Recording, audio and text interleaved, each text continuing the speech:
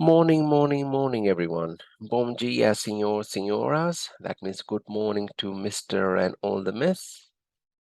Welcome to day 5 of our block 5. Time is flying like anything. Looks like we just started, yeah, and now we are into almost the end of block 5. One more block, and that's it. You would have got enough training in leadership, yeah. So we are continuing our discussion for the unit BSBLDR413, Lead Effective Workplace Relationships. Today we'll talk about task 4. The deadline is, I only told so many times, 4th of September. Write my name and your signature by all means. Yeah, don't forget that. This is all.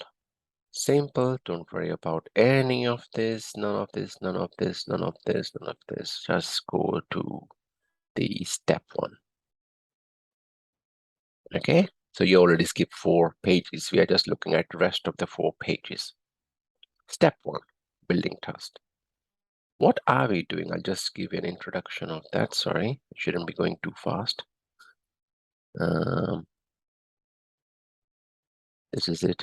Knowledge and skills to demonstrate skills and knowledge requirement to use leadership and promote team cohesion. That's fine. That's fine. That's fine.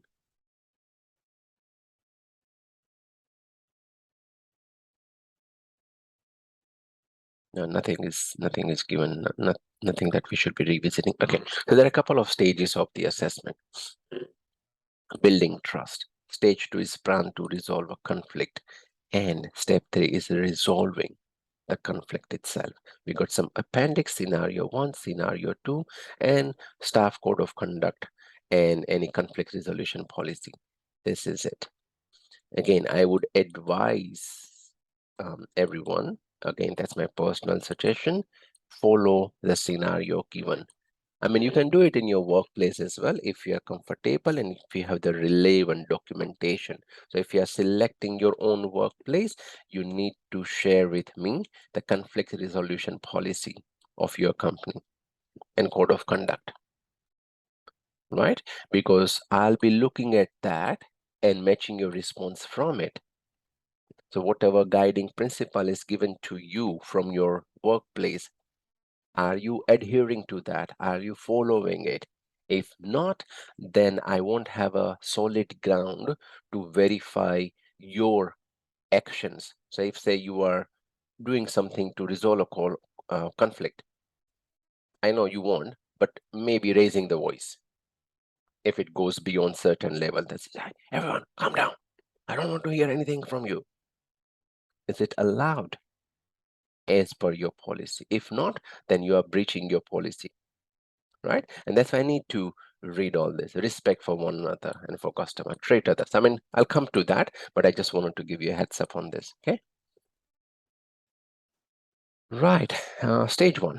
Again, is not that difficult assessment. We should be able to get fair bit of it pretty easily. Part of being effective leader involves building trust with your teamwork. And this is what I was saying, irrespective of what stage of the learning you are. If you build trust from, if you gain trust, if you earn trust from your teammates, half of your problem will be gone. Maybe more than half. Everyone respect you. They'll follow what you say. They'll mimic what you do. Simple, right?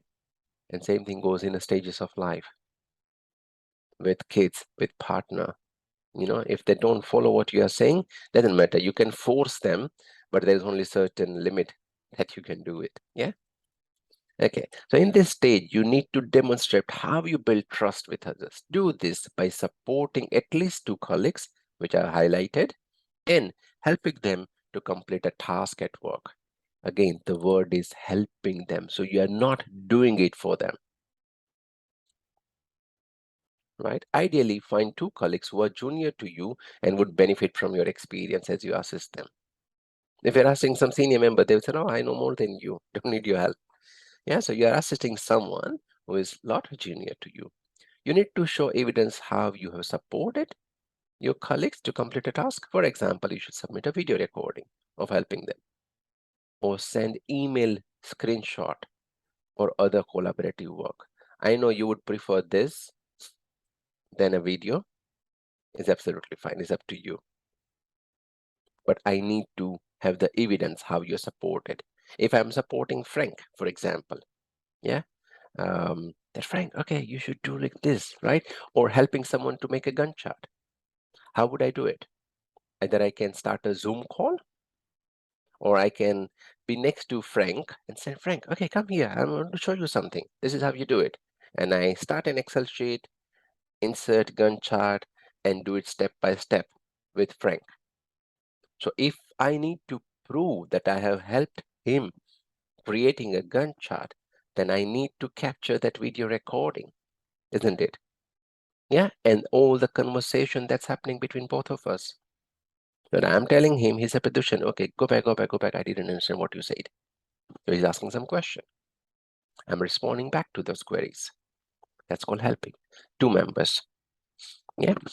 I'll read the fine lines in between. Not there. You are not to do a task for a colleague, but rather to support them and work together. This is what I said. You are helping them, two of the colleague. Yeah. For those who do not have a workplace, see Appendix 1.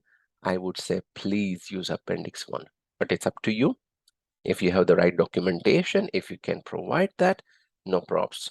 Doing in your real workplace is more beneficial than write your spin cafe, but comes with a lot of documentation. It's up to you, right?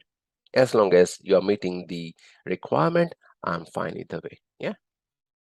You will need to find at least 2 participants who are able to simulate a work environment and act as your team member. Explain the participant what they need to do. Okay, so again, simple. Stage 1 is building trust. Via building trust, you are helping at least 2 colleagues who are junior to you, and you will submit that evidence of support via a video or send an email screenshot or other online collaborative work. By email screenshot, I can, again, I'm picking Frank, don't mind it. I can email the instruction, right? So let me, sorry. Okay, let me share. I want to share the whole screen. Right, I'm sharing the whole screen. I'm going for a new document, right? And I say, hi, Frank. I hope you are well. Here is the summary or step-by-step instruction on how you could add the Gantt chart in your work. Step 1, right? Start Excel. Go insert chart, Gantt chart. Alternatively, you can search for Gantt chart template and start working on the existing ones and modify it to your own need. I need to be very detailed. Why? Because I'm trying to help someone. So if Frank is reading this email screenshot, then he should be able to absorb what I'm telling him. Okay, now let me open. I'm just giving one example. Yeah, I mean, you don't have to pick this. You can pick up anything, literally anything you like. Okay, this is my blank Excel. Right? Let's say Gantt chart project is here. Right? So I need to do that. Right? And what I need to do, if I want him to explain him something in detail, what I'll do, go to start. If your snipping tool is not where mine is, type snipping tool. It will be something like this. Select new, the cross arrow will come, copy the portion of this section. That's it. From here it says copy, Control C. I go in my document, right? And I'll paste it up here. So he knows exactly what I'm saying. Yeah. Again, the purpose is to help him. I need to be very much in detail before I explain him something. Yeah. So if it's a video recording, fine. It's a lot easier to explain when it's a video. But if I'm sending this document to him and he's doing on his own, then I need to express as much detail as I can. So irrespective of where I am, he can still go ahead and finish the job. If it makes sense. Yeah. Right. So this is your document one, and we don't no, go away. Right. Okay, so this is what I was saying. Send email screenshot or other online collaborator. You decide how you're helping them. But irrespective of Frank or anyone, reading that thing should make sense. So, and you're talking about 2 members. Yeah, right. All clear with stage 1? Yeah, simple enough. You're just helping someone, right? Video recording could be a lot easier than email screenshot or writing a lot of instruction, but it's up to you guys. Anything of that nature is good. Plan to resolve conflict. That's your stage 2. For this stage, you need to resolve a conflict. Lady Elizabeth is here. I should say Queen Elizabeth. For this stage, you need to resolve a conflict in your workplace. In some instances, it may be possible to deal in a real workplace setting. However, before attempting any resolving, speak to your manager or team leader or get both of their assistance to resolve this conflict. It's important to abide by policy procedure when approaching a conflict at work. Okay. Since it's a semi-real situation, so we are pretending as if it's a real situation, so you have my permission to go ahead and resolve the conflict. So don't wait for my permission, or as this conflict situation is fine, as long as you have the correct documentation, like I was saying. If you don't, follow the case scenario given, the right has been policy and code of conduct. Okay, if you have all the documentation, please go ahead and solve the conflict that you have chosen.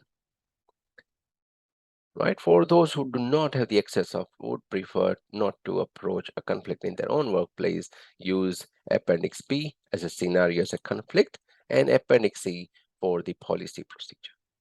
Okay, outline at least one piece of legislation that applies to conflict in a workplace in Australia. Sorry, I can't change that.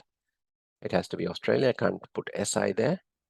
And at least 2 policy procedures that apply. Go online, Google that, you'll find many. Simple. We are just talking one piece of legislation and at least 2 policy or procedure. Right? Make a plan to deal with the workplace conflict by outlining at least 2 activities. How do you resolve conflict? Again, your responses from task 1, task 2 will help you, where we were discussing how to resolve a conflict, isn't it? Yeah, or the processes you will use to review and solve the conflict. And number 3, explain how workplace conflicts affect performance at work. Identify and analyze at least 2 factors that demonstrate how performance is being affected, right? For example, you can use the data or key performance KPI, provide evidence in your answer. How are you relating conflict and work performance? By conflict, you are not in a mindset. Your error will increase. I shouldn't say improve. Yeah, your error will increase. Your focus decreases. Productivity goes down, right? You feel not coming to work, willingness to work goes down, absenteeism increase because you don't like to be around that person, sick call, lateness, all that. These are just few of the things that we know will affect the work performance if there is a conflict. Now, what we are saying, you could use data or KPI. You can use the data that prior to this conflicting situation, the error rate or the customer service was this much. I think it was a part of task 3 as well, isn't it? Yeah. Or let me just read the case study. I think it's here. I think it's here. Okay, so let me go to that one, and then I'll come back and explain 1, 2, 3 again. Let's look at the scenario, which is our appendix B. What was appendix A? Sorry, I didn't touch appendix A. Okay, so let me first of all talk about A, which was stage 1. For appendix A, the supporting thing, you are working at a Right Spin Cafe for over 1 year. Recently, 2 new hires, Jen and Tom, started at your cafe. They are both high school students who just turned 16. You notice recently Jen has been struggling to froth the milk for the coffee, yeah, correctly, and often it burns. Then again, you have to do it, customer waits for longer. As a result, you offer to teach her how to make milk, how to froth milk. When you said this to Jen, Tom, the other guy, mentioned that he would also like to learn how to froth the milk. So you're teaching both of them. It's not your role to be trained in the cafe, but you have to spend extra 15 minutes at the end of each shift with Jen and Tom to help them learn how to froth the milk or make coffee. This is how you are coaching or helping someone. Sorry, this is for stage 1. Yeah, I don't know why I forgot to include that. Right? So this was for building trust, appendix 1, scenario 1, that's been covered. Now again, stage 2, where you are planning to resolve conflict, is appendix B. Right, lately you have noticed that Jen and Tom haven't been getting along with another really well. Although they work together for the first months, it seems that there is a problem. Tom complains that Jen always gets more hours than he does, and she's the favorite staff member of the manager. So kind of partiality or biasness, which anyone could raise that concern, yeah, if they feel so. After looking at the weekly roster, you notice that over the last month, Jen has consistently more hours than Tom, about 6 more hours per week. You also look at the sales data. So whatever Tom is saying is true, is correct, yeah? Tom is claiming that, oh, Jen is getting more hours, even though both of us working really hard and all that, okay? You look at the sales data in June and July, and therefore there was a conflict. Before there was a conflict, Tom and Jen would regularly sell 70, 80 coffees on their shift together. However, lately, when they work together, only 50 coffees, 50, 60 coffees are being sold after the conflict. So you have the data. Earlier it was 70, 80. Now it's only 50, 60. Why? Because they are not going well with one another. So like I said, your productivity goes down, your KPI goes down, sales goes down, customer service goes down, morale and absenteeism and punctuality and whatnot. Complaints have also increased. Before there was no customer complaint, and now there are several complaints per week. So that's another evidence that you are saying that, oh, conflicts is not good for the workplace, right? Now let me go to stage 2 again. In stage 2, you need to resolve a conflict. We saw what is a conflict between Jen and Tom. In some instances, it may be possible to deal in real setting. Otherwise, you can, go ahead with the scenario provided. That's right. I'll just reduce the font here before attempting any conflict. You have my approval. Go ahead and do it. Yeah, it's important to abide by policy. Please do that. For those who do not have a workplace scenario, follow appendix B and the policy. Let's look at the policy as well before I go to this. So what is a policy? Code of conduct and conflict resolution policy. The Right Spin is committed to providing a level of service to its customer that demand ethical behavior at all time.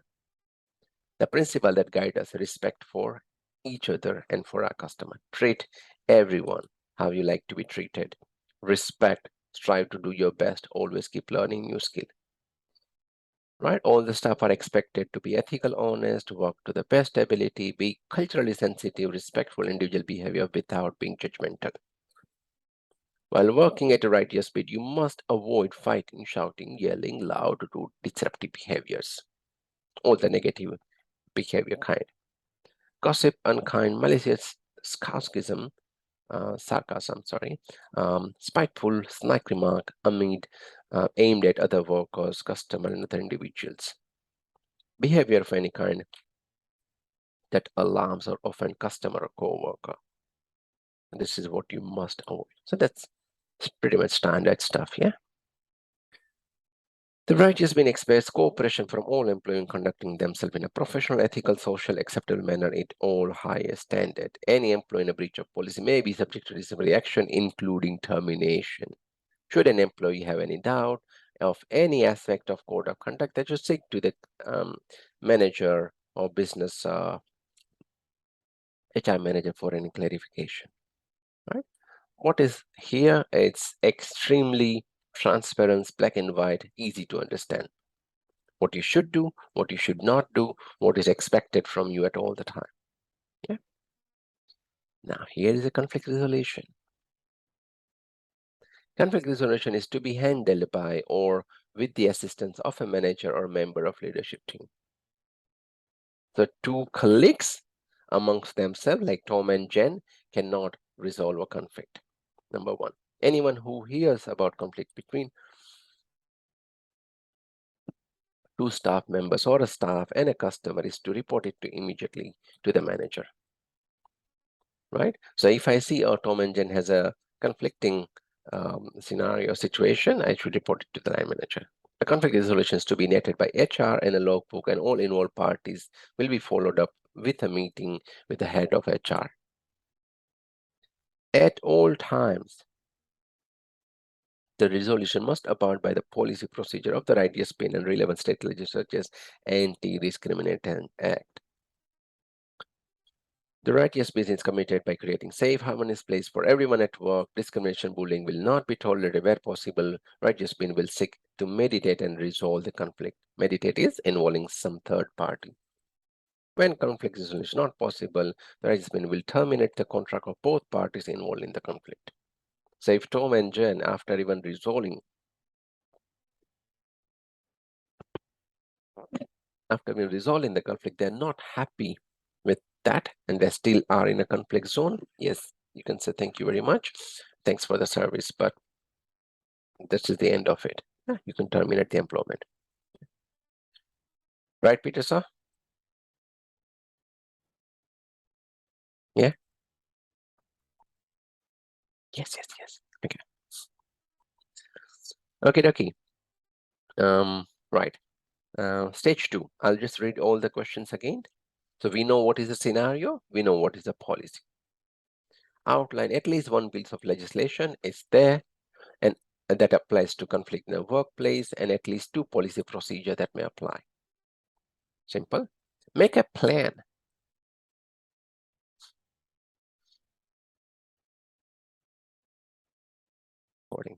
Right. So make a plan to deal with workplace conflict by outlining at least two activities and a process that you will use to review and solve the conflict. What will you do? What activities you are planning to do or processes to resolve the conflict? Question 3, explain how conflict is affecting performance at work. Again, you follow the case study, you know that the coffee turnover goes down, coffee sales has gone down, and the complaints have been increased. Okay. Identify at least two factors that demonstrate how work performance being affected. We know that. You can use data or KPIs, provide evidence in your example. This is a very easy question if you're following the case study. Yeah. That's it for stage 2. Yeah. Stage 3. All good with stage 1 and 2? Yeah. Stage 1 is just Yep. helping someone. Stage 2 is conflict resolution. Thank you. Thank you. Based on a conflict, stage 3, based on a conflict that you are planning to resolve in stage 2, you will need to take actions to resolve the conflict.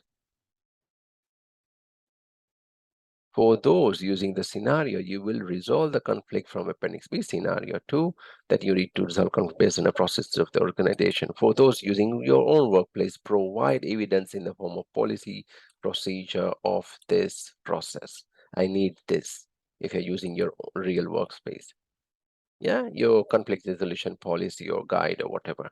Okay. Not that you should only resolve conflict with the parameters of your own role. What do we mean by this? If Jane and Tom has conflict, I'll try to resolve that. I wouldn't go outside of my team members to resolve their conflict, not officially. Yeah. To complete this stage, manage the conflict constructively and by following process and procedure, communicate the progress of resolution with internal, external stakeholder, motivate others and engage them to resolve the conflict. You need to provide the conflict evidence of the conflict resolution process in the form of video recording of you resolving the conflict. So maybe one of the ideal situation will be you have Tom and Jen in our scenario. You call them that, hey guys, I want to, I mean, whatever way you want to do it, but some of the points you will raise, hey, lately I noticed that we are dropping the number of coffee that's been sold. I understand, Tom, where you're coming from. What is your concern? I'll look into it and try to resolve it, you know. But ultimately, if you're not supporting the sales or the data, the sales has gone down, the complaint have increased, then I'm afraid that you might not have even one shift over the coming weeks. Yeah. So you need to give the time frame and observe how they are going, how again monitor the KPI or the data that you have, and then say that, okay, this is, you know, the number has improved or still not. Yeah, so that's your stage 3. Make sense? Simple enough. Doesn't Yeah. specify Makes a lot of the, sense. yeah, it's easy enough. Doesn't specify the length of the recording, which is great. Yeah, it can be literally a few minutes. I would expect around 4 or 5 minutes for minimum. Yeah, because you will talk about the policy, you'll introduce yourself, you know, you'll cover the background, you try to help them, talk the data, tell them that, okay, I will review the numbers again, and if that doesn't improve, then we'll see what can be done. But I'm afraid management is a clear guideline. As it says here, management has a clear guideline that if you can't resolve the conflict, your employment will be terminated. Simple for both of you. Right? Because you cannot risk the reputation of company or nor afford to lose sales in every shift when they are working. It will be better for you to invest your time and energy with training some new person who is not having any conflict. Yeah? Yes. Awesome. Right. Let me stop the recording. Thank you very much.